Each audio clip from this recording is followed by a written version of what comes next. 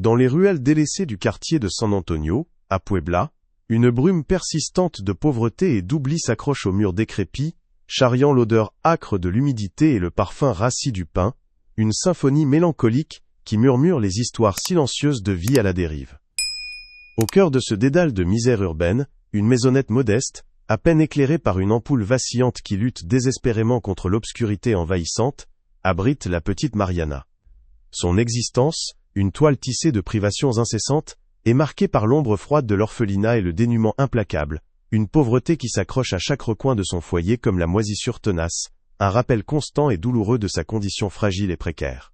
Chaque craquement sinistre du plancher, chaque frisson glacial du vent qui s'infiltre par les fentes des fenêtres, semble résonner dans son âme d'enfant, dessinant le paysage désolé d'une enfance volée, où la chaleur réconfortante et la sécurité apaisante sont des rêves lointains, presque inaccessibles. Mariana, à peine 6 printemps passés, est une silhouette frêle, son petit corps souvent secoué par des frissons que les maigres vêtements, usés et rapiécés, peinent à repousser. Son estomac, perpétuellement noué par la faim chronique, résonne parfois d'un gargouillis douloureux. Mais malgré cette souffrance constante et cette vulnérabilité palpable, une étincelle de résilience inébranlable danse au fond de ses finés, grands yeux souvent effrayés. Cette lueur, ténue mais tenace, est son unique rempart contre la vulnérabilité immédiate qui la guette à chaque instant. Le froid mordant des nuits glaciales de Puebla, la menace sourde de la maladie qui rôde et le poids écrasant de l'abandon qui pèse sur ses jeunes épaules comme un fardeau invisible. Son désir, simple et déchirant, est un écho poignant de son innocence perdue, un plat de nourriture chaude dont la vapeur réconfortante apaisée. Dans les ruelles délaissées du quartier de San Antonio, à Puebla, le vent glacial de cet après-midi mordait les joues, charriant l'odeur persistante de l'humidité et du pain rassis, une symphonie mélancolique qui murmurait les histoires des vies oubliées. Au cœur de ce dédale de misère urbaine, une maisonnette modeste, à peine éclairée par une ampoule vacillante, abritait la petite Mariana. Ces 6 printemps à peine passés étaient une toile tissée de privations, marquée par l'ombre froide de l'orphelinat et le dénuement implacable. Une pauvreté qui s'accrochait à chaque recoin de son foyer comme la moisissure tenace. Ce rappel constant et douloureux de sa condition fragile et précaire était omniprésent. Son estomac, perpétuellement noué par la faim chronique, résonnait parfois d'un gargouillis douloureux, une plainte silencieuse dans le froid mordant. Chaque craquement du plancher, chaque frisson du vent qui s'infiltrait, semblait résonner dans son âme d'enfant, dessinant le paysage désolé d'une enfance volée, où la chaleur réconfortante et la sécurité apaisante restaient des rêves lointains, presque inaccessibles, une réalité accablante qui la serrait de toutes parts. Ce jour-là, la faim de Mariana avait atteint une intensité insoutenable, une brûlure lancinante dans son ventre vide, rendant chaque instant une épreuve. Son regard désespéré errait sur la table de la cuisine, quand soudain, une lueur d'espoir vacilla dans ses grands yeux souvent effrayés, une étincelle fragile mais tenace au milieu de l'obscurité de son quotidien. Un morceau de pain moisi, oublié là, une misérable miette qui représentait pourtant le salut, l'apaisement tant désiré d'une faim incessante. Avec des mains tremblantes, chaque doigt crispé par l'anticipation et la peur d'être surprise, elle s'apprêtait à saisir cette maigre pitance. Mais avant même que ses petits doigts n'atteignent leur but, une ombre imposante se projeta sur elle, coupant net la faible lueur d'espoir. Lorena, sa belle-mère, se tenait là, le visage tordu par une fureur glaciale, son regard dur comme la pierre, et son geste fut d'une brutalité inouïe, un acte de violence pure et gratuite, qui résonna dans le silence oppressant de la pièce. D'une poussée sauvage, emplie d'une rage incompréhensible, Lorena projeta la petite Mariana hors de la maison, la jetant sans ménagement dans la rue, sous une pluie torrentielle qui s'abattait déjà sur les pavés humides de San Antonio. Le corps frêle de l'enfant écrasa sur l'asphalte mouillé avec un bruit sourd et désespéré, un gémissement étouffé par le choc et la douleur qui la traversa de part en part. Chaque goutte d'eau qui la frappait semblait amplifier la douleur physique et émotionnelle, une blessure ouverte qui saignait non seulement sur sa peau, mais aussi au plus profond de son cœur innocent, déchiré par l'injustice et l'abandon. Le choc de la chute fit résonner une douleur aiguë dans son genou, et elle sentit le froid de la rue s'insinuer immédiatement sous ses maigres vêtements, la transperçant jusqu'aux os, un supplice glacé s'ajoutant à l'humiliation publique. Une coupure nette apparut bientôt sur son genou, une déchirure rouge vif sur la peau pâle, et une petite flaque de sang écarlate se mêla aux gouttes de pluie sur le bitume froid, créant une macabre peinture de sa souffrance. L'eau ruisselait sur son visage, se mêlant aux larmes silencieuses qui commençaient à couler, chaudes, puis vite glacées par l'air mordant. Le goût âcre de la terre et de l'eau de pluie emplissait sa bouche, un mélange amer, qui reflétait la brutalité de l'instant. Elle tenta de se redresser. Ses petits muscles tremblants sous l'effort, mais la douleur était trop forte, la faiblesse trop accablante, le froid mordant de la pluie, loin des bas, être un soulagement, semblait vouloir l'engloutir, la noyer dans un désespoir liquide, tandis que les pavés rugueux et impitoyables lui rappelaient la dureté de sa nouvelle prison à ciel ouvert. Quelques voisins, tapis derrière les rideaux de leurs fenêtres embuées, avaient été les témoins silencieux et impuissants de cette scène déchirante, leurs visages marqués par une gêne palpable et un mélange de curiosité et de peur. Leurs regards fuyant la détresse de l'enfant se détournèrent lâchement, leur conscience peut-être rongée par une culpabilité sourde, mais leur inertie les clouait à leur place. Dans cette omission collective, dans ce silence assourdissant qui résonnait plus fort que les cris, ils devinrent les complices involontaires de la cruauté de Lorena, laissant Mariana seule, tremblante et blessée, sous la pluie glaciale et impitoyable. Leur cœur, peut-être, se serrait, mais la peur de s'immiscer, de défier l'autorité de Lorena, cette femme redoutée, les paralysait, les transformant en statues de pierre, observant sans agir la tragédie qui se déroulait sous leurs yeux. La petite, recroquevillée sur elle-même, sentait le froid s'insinuer jusqu'à ses os, une douleur lancinante, qui transcendait la simple blessure physique, un sentiment d'isolement absolu, de désespoir sans fond, elle étreignant de toutes parts. Ses maigres vêtements, trempés et lourds, offraient désormais moins de protection qu'un voile transparent, la laissant à la merci des éléments. Les lumières des maisons voisines, autrefois symboles de chaleur et de vie, semblaient maintenant lointaines et indifférentes, leurs fenêtres des yeux aveugles face à sa détresse. Le vent sifflait une mélodie glaciale à ses oreilles, et chaque frisson la rapprochait un peu plus de l'aile, évanouissement, une menace silencieuse. Elle se demanda si quelqu'un viendrait jamais la chercher dans cette nuit sans fin, ou si le froid et l'oubli seraient ses seuls compagnons jusqu'à l'aube, tandis qu'une silhouette imposante s'approchait lentement, projetant une ombre menaçante sur l'asphalte mouillé, une nouvelle menace, plus immédiate, planant sur son corps frêle. Avant que la maisonnette délabrée de San Antonio ne devienne sa prison silencieuse, Mariana avait connu un autre genre de solitude, celle des murs froids de l'orphelinat, un lieu où les rires étaient rares, et les câlins, des gestes éphémères. Son souvenir le plus vif était le parfum de sa mère, un mélange doux de cannelle et de miel, évanoui trop tôt, emporté par la maladie qui avait aussi arraché son père, laissant un vide abyssal dans son petit cœur. La promesse d'une nouvelle famille, formulée par des voix douces et étrangères, avait d'abord brillé comme une étoile lointaine, un espoir fragile de retrouver une chaleur oubliée. Mais cette lueur était vite estompée, se transformant en l'ombre menaçante de Lorena, dont le sourire contraint ne parvenait jamais à masquer la froideur de son regard, préfigurant des jours plus sombres encore, une réalité où la tendresse était un luxe inabordable, et la sécurité, une illusion cruelle, une toile tissée de désillusions amères qui l'enserrait. Dans ce nouveau foyer, où l'air était toujours lourd d'une tension palpable, la petite Mariana s'accrochait à de minces fils de souvenirs, des bribes de tendresse maternelle qui flottaient comme des lucioles dans l'obscurité de son âme. Son seul véritable ami, son unique confident, était un ourson en peluche usée, nommé Peluche, dont les yeux en bouton et le pelage râpé témoignaient des innombrables nuits passées à-t-elle, étreindre, à lui chuchoter ses peurs et ses rêves les plus secrets. Cet ours, qu'elle avait emporté de l'orphelinat dans sa petite valise déchirée, était plus qu'un jouet. Il était le dernier vestige tangible d'un passé moins douloureux, un ancre fragile dans la tempête de son existence. Il portait en lui le duit, écho des rires de ses parents, une mélodie lointaine que les murs hostiles de la maison de Lorena s'efforçaient d'effacer, mais que Peluche, fidèle gardien, conservait précieusement. Lorena, quant à elle, était une énigme polie pour le monde extérieur. Ses mots étaient des caresses publiques, ses gestes, des démonstrations d'affection calculées, surtout lors des rares visites des travailleurs sociaux ou des voisins curieux, dont les regards inquisiteurs ne pénétraient jamais au-delà de la surface lisse. Elle arborait alors un sourire éclatant, un masque de bonté si parfait, qu'il trompait même les plus avisés, faisant croire à tous qu'elle était une tutrice dévouée, une femme au grand cœur. Pourtant, la maison elle-même était une extension de sa froideur intérieure. Les courants d'air mordant s'engouffraient par les fenêtres mal ajustées. Les murs décrépits semblaient suinter une tristesse ancienne, et le silence pesant, interrompu seulement par les grincements du plancher, amplifiait le sentiment d'isolement de Mariana, un froid qui était pas seulement météorologique, mais émotionnel, glacial jusqu'aux os de l'enfant. Mais une fois la porte refermée sur le monde extérieur, le masque de Lorena tombait avec un bruit sec. La chaleur artificielle de son sourire éteignait, révélant un visage dur, marqué par une rancœur sourde et inépuisable. Ses ongles, toujours impeccablement manucurés d'un rouge profond, devenaient des symboles menaçants, de véritables griffes qui s'abattaient sur les bras fragiles de Mariana, laissant des marques invisibles, mais profondément douloureuses, des stigmates d'une cruauté quotidienne. Le silence de la maison était plus paisible. Il était rempli des murmures réprobateurs de Lorena, de ses reproches incessants, de ses ordres secs qui résonnaient dans l'aile, âme de l'enfant comme des coups de fouet.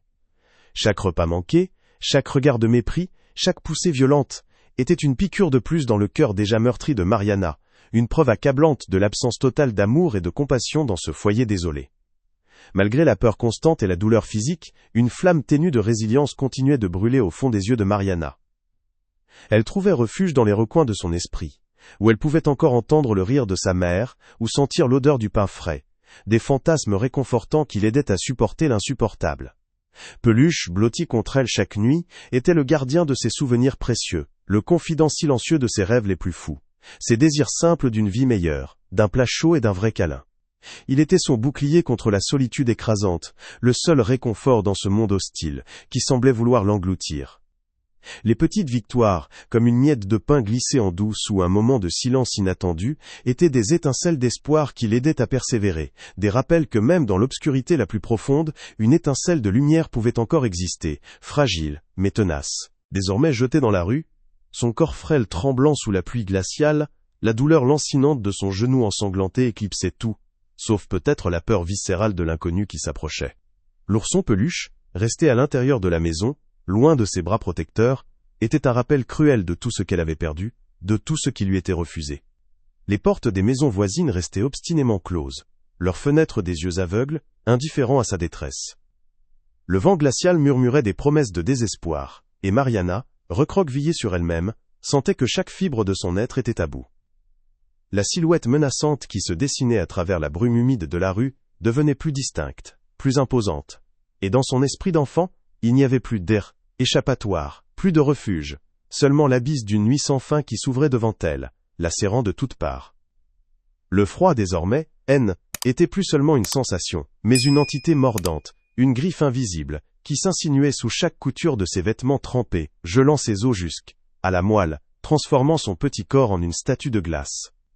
La douleur de son genou, loin de s'apaiser, pulsait avec une intensité croissante, chaque battement de son cœur, répercutant l'agonie dans sa blessure ouverte, et le sang chaud continuait de se mêler à l'eau glaciale sur le bitume rugueux. Les gouttes de pluie, lourdes et incessantes, écrasaient sur son visage, se mêlant à ses larmes silencieuses, rendant floue la frontière entre la tristesse et la souffrance physique. Elle sentait une fièvre insidieuse commencer à la gagner, un frisson incontrôlable qui la secouait de l'intérieur, menaçant de l'engloutir dans un sommeil sans fin. L'odeur de la terre humide et du désespoir remplissait ses narines, un parfum âcre de défaite. D'une voix à peine audible, un murmure de détresse emporté par le vent glacial, Mariana tenta d'appeler à l'aide, un son rauque et désespéré qui se perdit dans le vacarme assourdissant de la pluie. Ses petits poings frappèrent faiblement le sol mouillé, une tentative vaine d'attirer l'attention des rares lumières encore allumées derrière les fenêtres embuées. Les rideaux, symboles de l'intimité des foyers voisins, restaient hermétiquement clos, des barrières infranchissables qui séparaient son monde de souffrance de leur confort silencieux. Leur regard, qu'elle avait senti peser sur elle quelques instants plus tôt, était maintenant détourné, refusant de reconnaître l'horreur qui se déroulait à leurs portes. Chaque seconde d'indifférence creusait un peu plus le fossé de son désespoir, l'abandon se transformant en une réalité insoutenable. Alors que les forces l'abandonnaient, une ombre familière se découpa dans l'encadrement de la porte, celle de Lorena, son visage tendu par une satisfaction froide, presque jubilatoire. Ses yeux, d'un noir profond et impitoyable, se posèrent sur la petite silhouette recroquevillée, sans la moindre trace d'empathie, seulement un mépris glacial qui transperçait Mariana jusqu'à l'âme. « Ne reviens pas, sale petite ingrate. Tu n'es qu'un fardeau, une bouche de plus à nourrir, » siffla-t-elle, sa voix rauque et acérée, chaque mot une flèche empoisonnée qui s'enfonçait plus profondément que la douleur physique. Ses ongles, impeccablement laqués d'un rouge sombre, semblaient briller d'une lueur sinistre dans la pénombre, comme des griffes prêtes à déchirer. Puis, avec un claquement sec et définitif, la porte se referma, scellant le destin de Mariana dans l'obscurité et le froid, la laissant seule face à son abîme. Le claquement de la porte résonna comme un coup de tonnerre dans le silence oppressant qui suivit, un écho lugubre de son abandon. La rue de San Antonio, baignée par la pluie incessante, semblait retenir son souffle, chaque pavé mouillé, chaque mur décrépit devenant un témoin muet de cette cruauté indicible. Les lumières des maisons voisines, autrefois symboles de vie, étaient plus que des yeux aveugles, indifférents à la tragédie qui se jouait à leurs pieds. L'air, lourd de l'humidité et du désespoir, charriait une odeur de terre battue et de résignation, comme si le quartier tout entier avait décidé de se taire, de laisser la petite Mariana disparaître dans la nuit glaciale. Cette indifférence collective, cette absence de réaction, amplifiait la révolte silencieuse, une indignation brûlante qui montait du fond des tripes, remettant en question l'humanité de chacun. Recroquevillée sur elle-même, le corps secoué de spasmes incontrôlables, Mariana sentait la chaleur de ses souvenirs Zind, éloignés, remplacés par un vide abyssal. Elle pensait à Peluche, son ourson en peluche restait à l'intérieur, son unique ami, son confident silencieux, et la pensée qu'elle ne le reverrait peut-être jamais lui serra le cœur plus fort que la faim. Les visages de ses parents, autrefois si clairs dans son esprit, commençaient à s'estomper sous l'assaut du froid et de la fatigue, des images lointaines d'un bonheur perdu. Une léthargie menaçante s'insinuait en elle, une envie irrésistible de fermer les yeux et de tout laisser derrière elle, de se laisser emporter par le sommeil, par l'oubli, par cette nuit sans fin qui la promettait à l'abîme. Alors que la conscience de Mariana vacillait, menacée par le froid mordant et elle, épuisement, la silhouette aperçue précédemment, loin des êtres menaçantes, prenait désormais une forme plus humaine, plus familière, dégageant une aura de détermination inattendue. Chaque pas résonnait sur l'asphalte mouillé, fendant la brume légère avec une assurance palpable, et la lueur vacillante d'un réverbère révéla enfin un visage aux traits burinés, marqué par le temps et la douleur, mais éclairé par une lueur farouche dans les yeux. Setougne était Doña Elena, sa grand-mère paternelle, ses cheveux gris tressés et son châle serré, son regard balayant la rue avec une intensité qui ne laissait aucun doute. Son cœur, longtemps assoupi dans le chagrin, était réveillé, propulsé par une force insoupçonnée, et elle s'approchait à grands pas de la petite forme recroquevillée, le visage empli d'une indignation brûlante, prête à affronter le monde pour sa petite fille. Alors que Mariana, tremblante et blessée, luttait contre le froid et les larmes, une silhouette familière apparut au coin de la rue, sa démarche déterminée fendant l'air lourd de l'averse. Était Doña Elena, sa grand-mère paternelle, dont le cœur, bien que marqué par de profondes cicatrices, battait encore d'une force insoupçonnée. Elle avait perdu son fils, le père de Mariana, et sa belle-fille, dans un tragique accident des années auparavant, et la culpabilité de ne pas avoir été plus proche d'eux, de ne pas avoir pu les protéger, la rongeait depuis lors, une blessure sourde qui ne cicatrisait jamais complètement. Ses cheveux gris, sagement tressés, et son châle usé, serré autour de ses épaules voûtées, témoignaient d'une vie difficile. Mais ses yeux, d'un bleu profond, portaient l'éclat d'une résilience forgée dans le chagrin. Elle avançait, chaque pas une prière silencieuse, le regard balayant la rue avec une intensité qui ne laissait aucun doute sur la gravité du moment. Son visage, sillonné par des rides profondes qui témoignaient d'une vie de labeur et de douleur, semblait souvent inexpressif, une carapace de froideur externe dissimulant la blessure interne de son deuil. Mais en voyant sa petite fille, trempée, sanglante et abandonnée sur l'asphalte mouillé, le cœur de Doña Elena, meurtri et endormi, se réveilla avec une fureur nouvelle, une flamme protectrice qui embrasa son âme. L'amour maternel qu'elle croyait avoir perdu pour toujours, refit surface avec une intensité bouleversante, se mêlant à une indignation brûlante face à une telle injustice.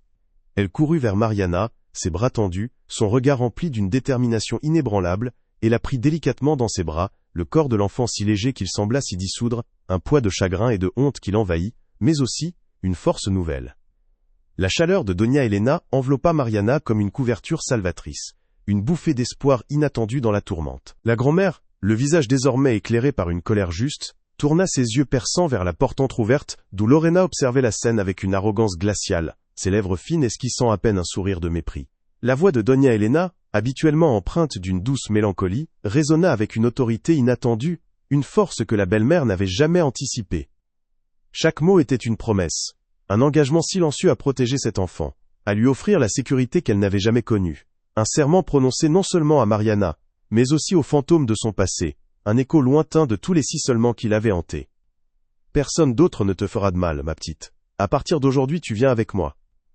Je me battrai pour toi à mon dernier souffle, murmura Doña Elena, sa voix emplie d'une détermination farouche, alors qu'elle serrait Mariana contre elle, sentant la petite main se crisper sur son vêtement, un signe de confiance inestimable. Ces mots, prononcés avec une solennité presque sacrée, étaient pas seulement une promesse à la fillette, mais un serment à elle-même, une rédemption pour la culpabilité qui l'avait tant rongée, une réparation pour les erreurs du passé.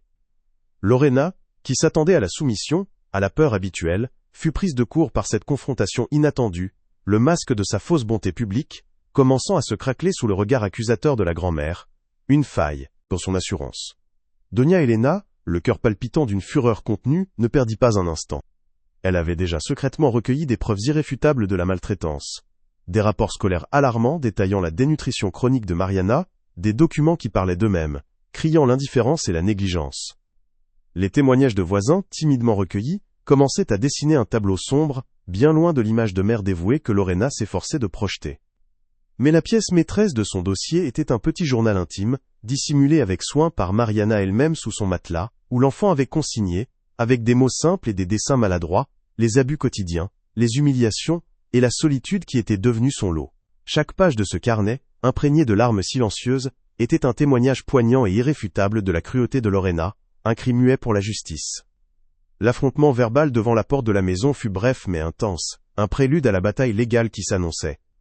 Lorena, d'abord stupéfaite par la détermination de Doña Elena, retrouva rapidement son arrogance, son visage se tordant en une grimace de rage. « Vous n'avez aucune preuve, vieille folle, cet enfant est à moi !» siffla-t-elle, ses ongles rouges sombres serrés en poing, son regard projetant une haine glaciale. Mais Doña Elena, forte de la vérité qu'elle tenait entre ses mains, ne scia pas. Elle savait que la route serait longue et semée d'embûches, que le système pouvait être lent et cruel, mais la vision de Mariana, ses petits doigts agrippés à sa robe, ses yeux implorants, lui donnait une force inébranlable. La lutte pour la justice ne faisait que commencer, et Lorena n'avait pas idée de la force qu'elle venait de réveiller, une tempête était sur le point de se lever. Le lendemain de l'affrontement sous la pluie battante, l'air à San Antonio semblait encore lourd de l'humidité et de la tension palpable. Lorena, dont le visage portait toujours la marque de la rage contenue, avait rapidement convoqué son avocat, un homme à la poigne de fer et au regard perçant, dont la réputation de manipulateur haine était plus à faire.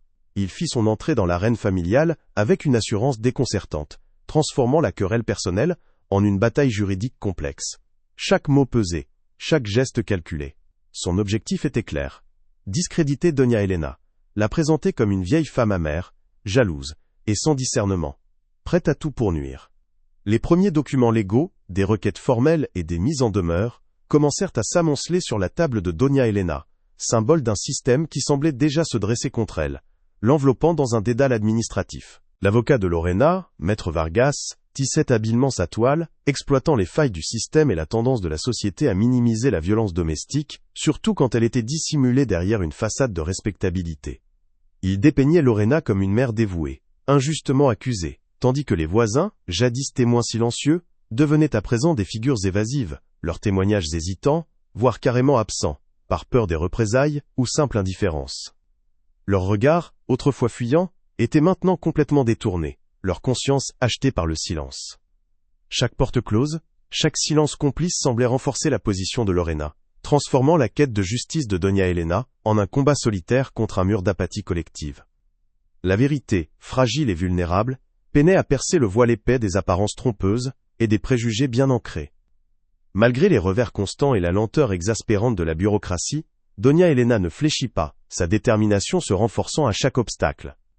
Elle passait ses journées à frapper aux portes des services sociaux, des pédiatres, et même d'une ancienne infirmière du quartier, Madame Juana, dont la sagesse et le réseau discret s'avéraient précieux. Peu à peu, des expertises médicales confirmant la dénutrition de Mariana, des rapports de suivi scolaire alarmants, et des témoignages hésitants, mais authentiques, commençaient à s'accumuler, érodant la façade, méticuleusement construite par Lorena. Mariana, oscillant entre la peur lancinante et une lueur d'espoir fragile, observait sa grand-mère. Chaque fois que Doña Elena rentrait, le visage marqué par la fatigue mais le regard toujours aussi ardent, l'enfant sentait que son combat haine était pas vain, que la justice, même lente, pouvait encore l'atteindre, et elle se demandait d'où venait cette force inébranlable, tout comme nous nous demandons souvent d'où vient notre propre courage face à l'adversité, peu importe d'où vous nous regardez. Un jour, les efforts de Doña Elena portèrent leurs fruits de manière inattendue.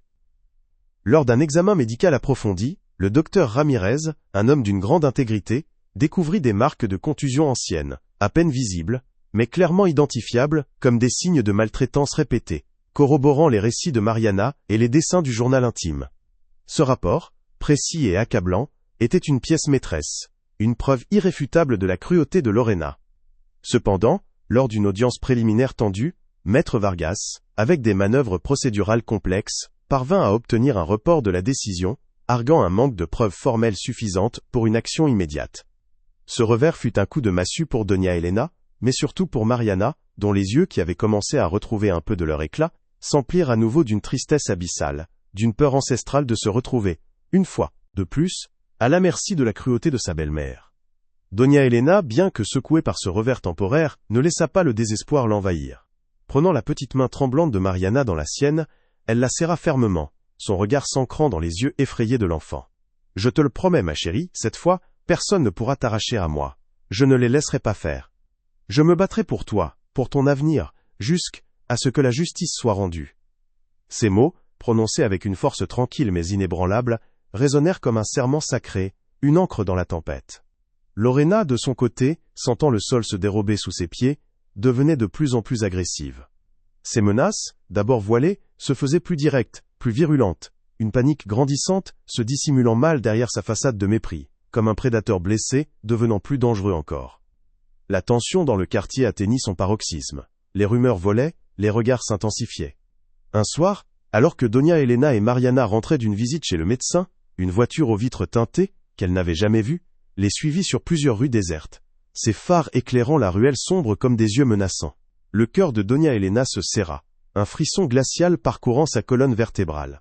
Elle accéléra le pas, serrant Mariana plus fort contre elle, la petite fille, inconsciente du danger, blottie et apaisée par la chaleur de sa grand-mère.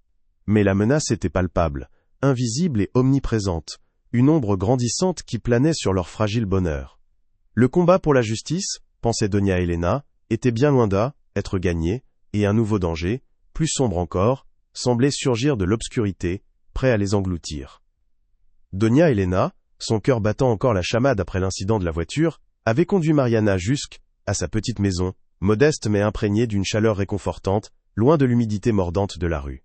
Les murs, bien que vieillots, semblaient respirer une tendresse oubliée, et l'air était empli du doux parfum d'une soupe de légumes mijotant lentement, une mélodie olfactive qui promettait l'apaisement. Mariana, encore tremblante, fut enveloppée dans une couverture douce et épaisse, dont la texture moelleuse était un baume inattendu sur sa peau glacée.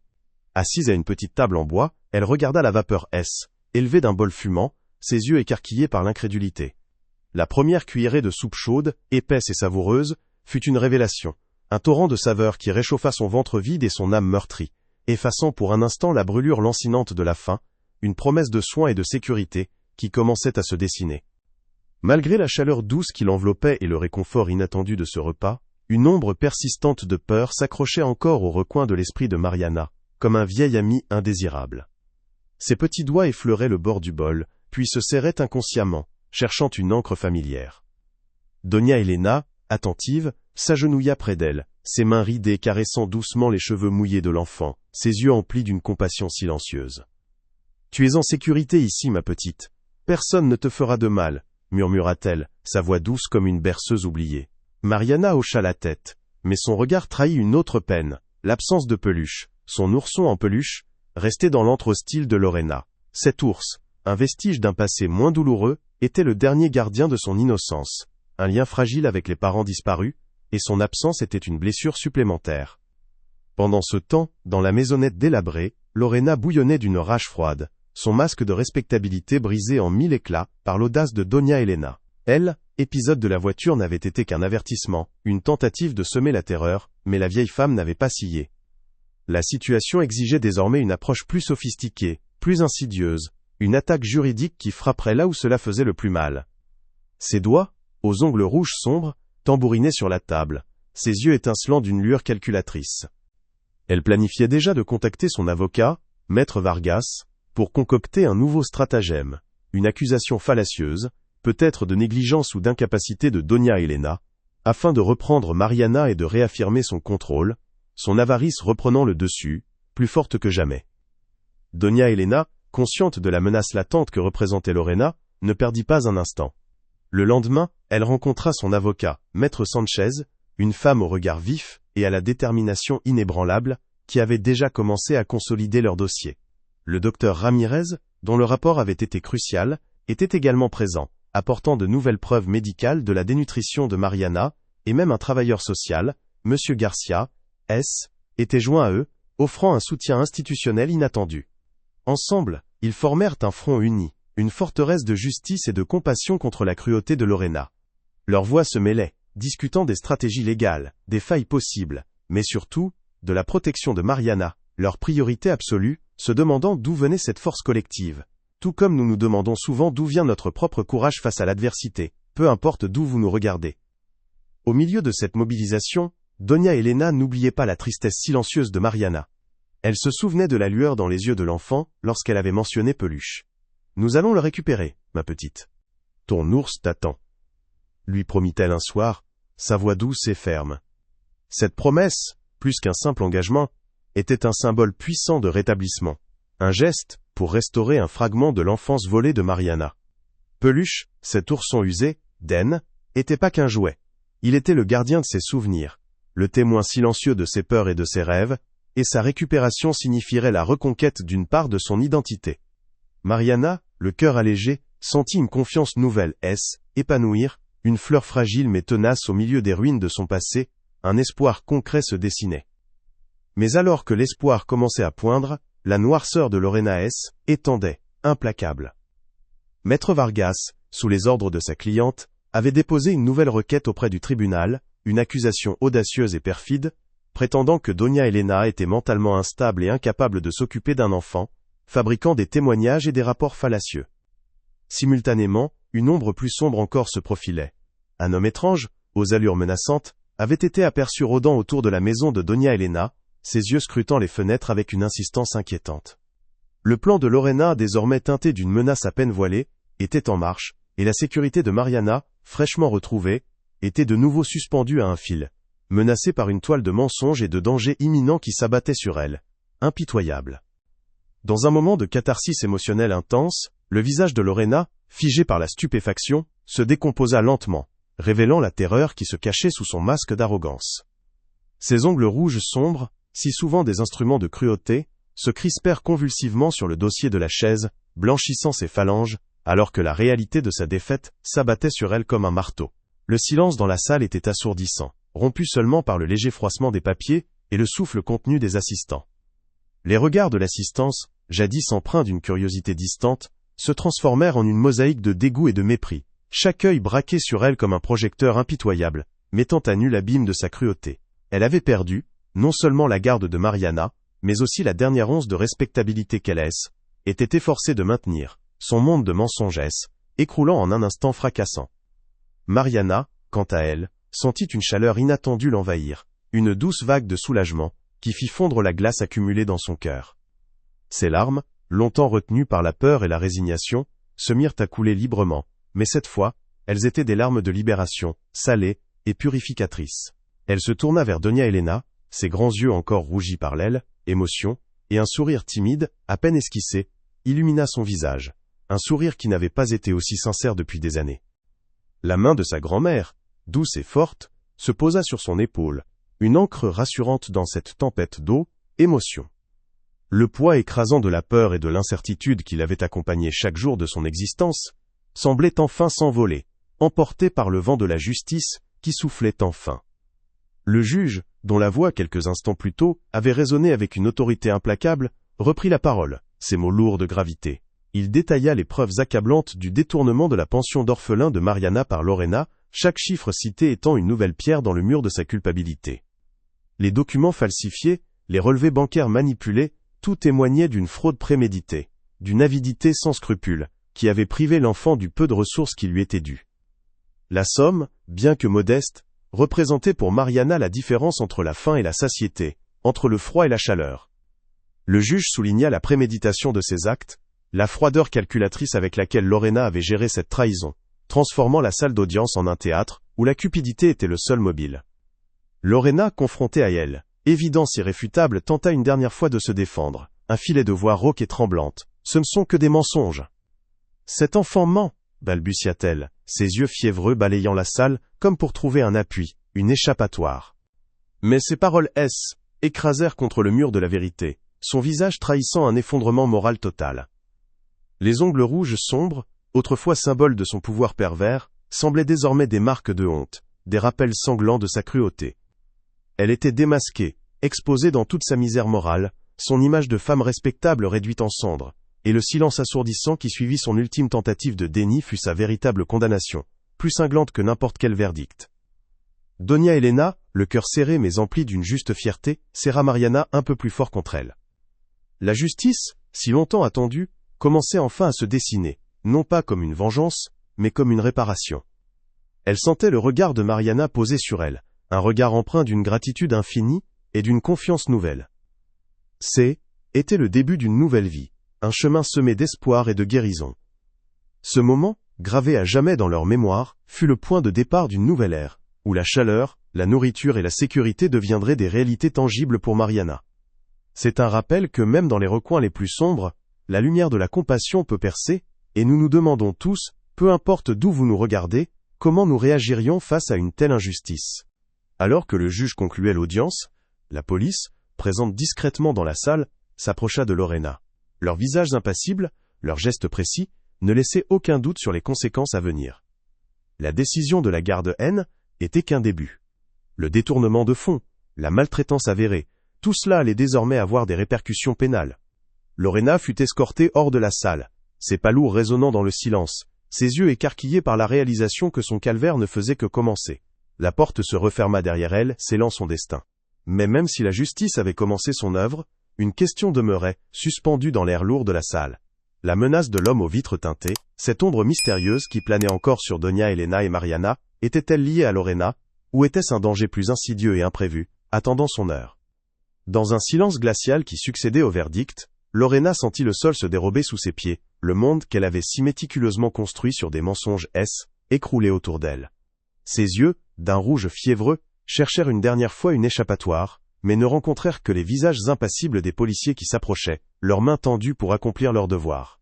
Le claquement sec des menottes résonna comme un coup de grâce dans la salle d'audience, scellant son destin.